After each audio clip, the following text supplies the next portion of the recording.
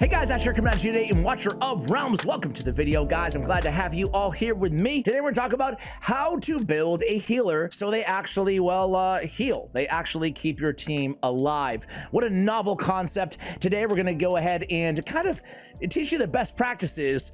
Most importantly, teach you to avoid some of the pitfalls that I ran into when building healers on my account. You guys can skip past all the mistakes and get right to the success, right? Because for the longest time, for the longest time, I was building healers wrong. Why can't Ash get through a video without singing a stupid song? Anyway, guys, I'm in a mood today. Can you tell? Can you tell? Let's talk about healers. How about that? I'm distracting myself by my hideous intros lately, guys. Nisandi. I actually have her in the old build that I used to do with healers. So let's talk about what not to do, and then we'll talk about what to do, right, to get the most out of your heals. So get ready to cringe along with me here, guys, if you haven't already been doing that already. Why am I alive? Because Nisandi is a healer. So the first thing you want to ask, obviously, on any healer, and this is important, right? Because in the very beginning of the game, I was building all my damn healers wrong. I was going in and stacking Elowen with a bunch of HP because healers, you know, I'm coming from raid. We want them to stay alive. We want them to be tanky. No. The first thing you need to do is make sure you understand if they're attack-based healer or if they're an HP-based healer. Vortex is an HP-based healer. Elowen is an attack-based healer, right? You can look at that just by simply looking at their heal ability, usually on their basic attack, and look at what it scales off of. Attack. There we go. Easy enough. So now we know what we need to scale up in terms of the stats on this specific hero. So this is how I used to build my healers, right? First of all, let's focus on the left-hand side gear-wise. Salvation was my best friend ever. I love Salvation. I loved any sort of a gear set that gave me a healing effect, because what better stat to focus on your healers than healing effect, right? Customer's always right. No.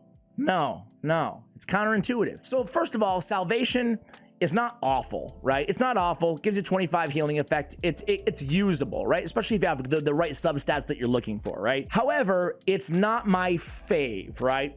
My fave sets are gonna be Whirlwind, because as you'll see, attack speed is crucial on all healers, provided that they're not like a Dolores where attack speed doesn't work on their basic skill, right? But for most healers, attack speed is gonna be beautiful, because what are they doing on their basic attack?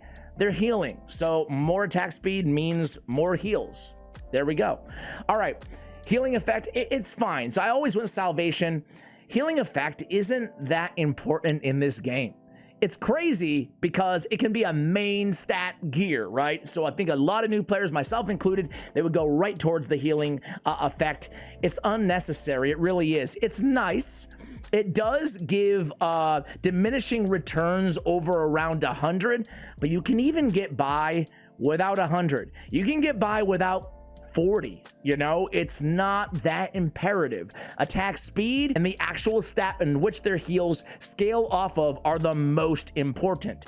So when we're looking at gear sets here on the left-hand side, well, what do we want here, guys? Immortal Warrior, right? Immortal Warrior gives HP and defense. If you're an HP-based healer, yeah, go with Immortal Warrior. Like, I have Vortex in Immortal Warrior sets, right? So that's great. If they're an attack-based healer, you can go Warlord. It gives them attack speed and attack. Warlord, the way to go. So for example, I would go Warlord on an Elowen, right?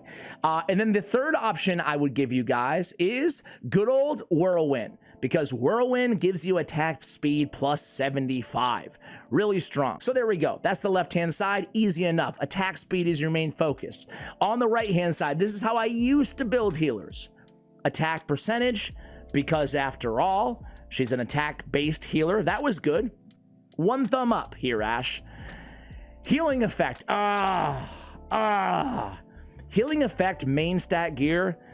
The majority of it, unless you're pulling these yellow or at least purple rolls on the perfect substats, you can pretty much sell most of it. You know, I held on to it for a long time, just hoping there was gonna be a reason. And there's not. You know, it's not the end of the world, but healing effect 60 is not that powerful, guys. As a main stat, I would not advise you guys go healing effect as a main stat unless the substats are really, really good. Okay, rage regen, because most healers do, well, more healing when they're in their ultimate. So I figured, hey, that's gonna be the way to go. I'm gonna go healing effect. I'm gonna go the stat which they're heal based off of. I'm gonna go healing effect, and I'm gonna go rage regen. And go figure, all my healers sucked, and my teams were dying, you know? So what's the best way to, I'm just gonna show you a better example now. What's the best way to build a healer? My most used healer is good old Vortex. I already told you about the left-hand side. I'm going Immortal Warrior, plus 25% HP. Why HP? Because, like we spoke about, grants HP-based healing to one ally in range. All right, so we get more HP there. We can pick up some healing effect, more importantly, attack speed. We're also looking for their main stat as a substat as well, meaning he's an HP based healer. You don't see it here on these particular pieces of gear, but when we go to min-max these heroes in this game, and this goes for nukers as well, going for the flat stat which their nuke or which their heal is based on as a substat, that's going to be helpful as well, right? We're always kind of taught, at least coming from Raid, that everything flat stat is crap.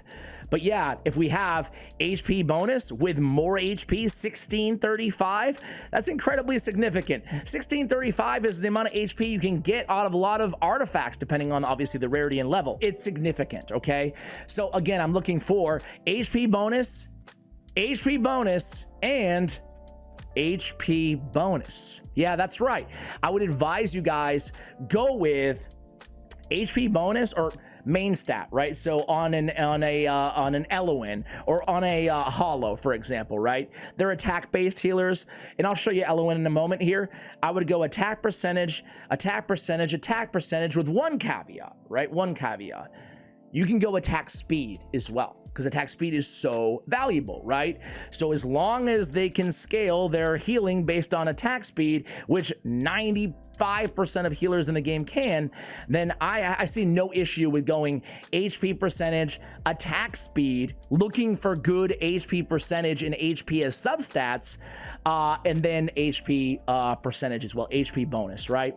So that's the proper way. Now, you might see healing effect is 16. Attack speed is good at 349. Healing effect 16, I can mitigate that with an artifact, right? There's a lot of healing effect artifacts out there where you can get a little bit more of a bump. For example, when HP is at maximum, increases healing effect by 36 on Bright Root Ring. So this is a good option to just get a little bit extra healing effect, but this is an amazing Vortex, right? With HP percentage, okay? We didn't talk much about rage regen, and it bears mentioning. I'm looking for attack speed, I'm looking for their main healing stat, and I'm looking for rage regen as my favorite substats to target on my healers, okay? Let me show you another one here, but basically, what, 8-9 minutes in, you've had to deal with some crappy singing, and I think I've said almost all I need to say here, right? Eloin, for example, it's not the best build in the world. It's not my end game gear. I have that on Leia in a different particular kind of skill set. But I have Whirlwind on the left, attack speed plus 75. I have attack speed as a substat as well. I have healing effect there, so we are getting a little bit of healing effect. Same thing here, healing effect as a substat. That's fine. We don't want to avoid healing effect, certainly. We just don't want it as a main stat. Attack bonus with attack speed and rage regen. We talked about these, right? Having some survivability is nice too, right? Attack speed with rage regen as a substat, also getting a little survivability there. And then attack bonus again with healing effect and some HP bonus as well. So there's the stats. There's one more very important thing. We didn't even talk about the right-hand side in terms of actual sets that we want on these heroes. Let me go to good old Dolores here. She's a healer, but you know, she's mainly a support buffer type hero in the game, right? I have her with attack bonus, and attack bonus. Everybody should be building Dolores unless you're specifically trying to modify her ultimate timing for your guild boss team. I think most other players should just be building her with attack bonus everywhere. Attack bonus with attack substat, attack flat stat as a substat. Anyway, the best set on the right, in my opinion, is Invigoration. Putting your healers in Invigoration is great. You get the healing effect plus 25, and then when deployed, this hero and a random ally in range gain a 10% attack. Now, on an attack-based healer anyway, that's going to benefit them. That's going to buff another damage dealer or attack-based healer or whatever you have next to them, usually a damage dealer. So you're going to be buffing both the healer, in Dolores' case, the Invigoration, and getting the healing effect on top of that. So again, for me, I'm all over Invigoration. It is one of the best sets in the entire game, right? It's one of the most sought after sets in the game for a variety of reasons, but it's perfect to put on your support heroes in the game.